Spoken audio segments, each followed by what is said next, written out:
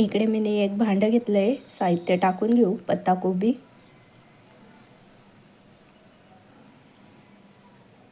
Tomato,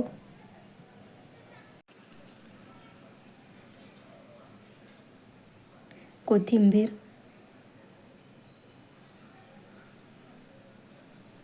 लाल मिरची powder, हळद, थोडासा चटपटीत स्वाद येण्यासाठी मॅगी मसाला, पनीर.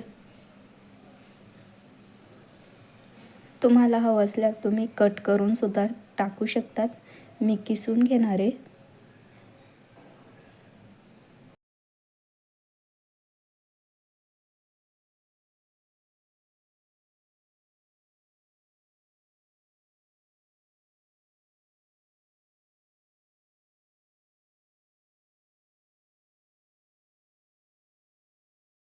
पनीर किसून घेतलं आहे. आता चवीप्रमाणे मीठ पण टाकून घेऊ.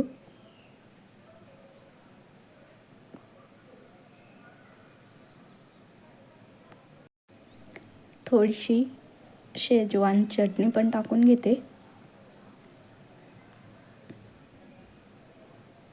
आता सर्व व्यवस्थित मिक्स करून घेऊ आपण.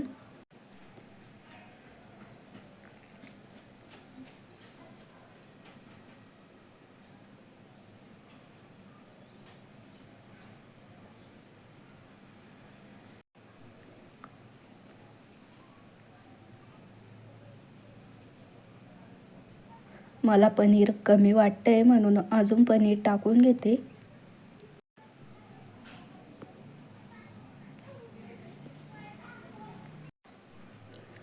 आता हे साईडला ठेवून घेऊ. इकडे पोळपाट घेतलंय.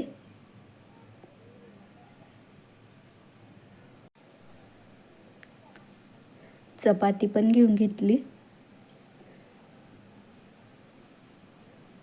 चपातीला आपण चटणी लावून घेऊ.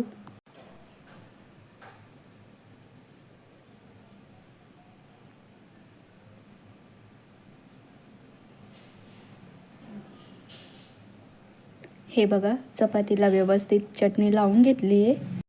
आपण जे सर्व भाज्या मिक्स करून बनवलं होतं ते पण भरून घेऊ सारण.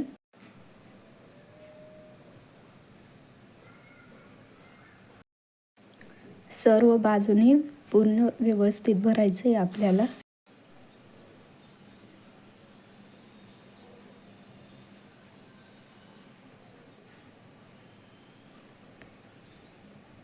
हे बघा, पूर्ण भरून घेतलंय.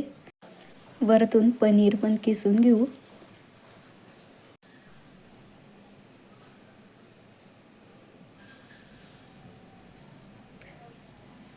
आता इकडे चीज घेतलंय, ते पण ठेवून घेऊ आपण. आता फोल्ड करून घेऊ. इकडे तावा पण ठेवलेला आहे गरम होण्यासाठी. तावा व्यवस्थित गरम करून घेऊ. गरम झाला आहे. बटर टाकून घेते. बटर पण व्यवस्थित मेल्ट झालंय. आता चपाती पण ठेवून घेऊ. चपाती व्यवस्थित भाजून घ्यायची. एक बाजू भाजली गेली, पलटवून घेऊ आपण. ही बघा, व्यवस्थित एकदम मस्त क्रिस्पी भाजून घ्यायची आपल्याला. हे बघा, व्यवस्थित भाजली गेली, काढून घेतली. हे बघा, दाखवते तुम्हाला. हे बघा, चीज पण पूर्ण मेल्ट झालंय. आता आपण कट करून घेऊ.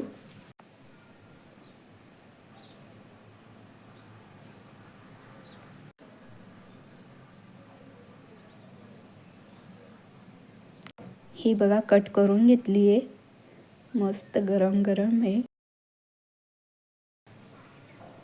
ताटलीत काढून घेते मी. ही बघा, आपली पनीरची पोळी बनवून तयार आहे. बघू शकता. तुमच्या पण चपात्या जर उरत असतील तर तुम्ही पण नक्की या पद्धतीने ट्राय करा. आणि रेसिपी कशी वाटली कमेंटमध्ये सांगायला विसरू नका. भेटू अशा एका नवीन रेसिपीसोबत. तोपर्यंत बाय.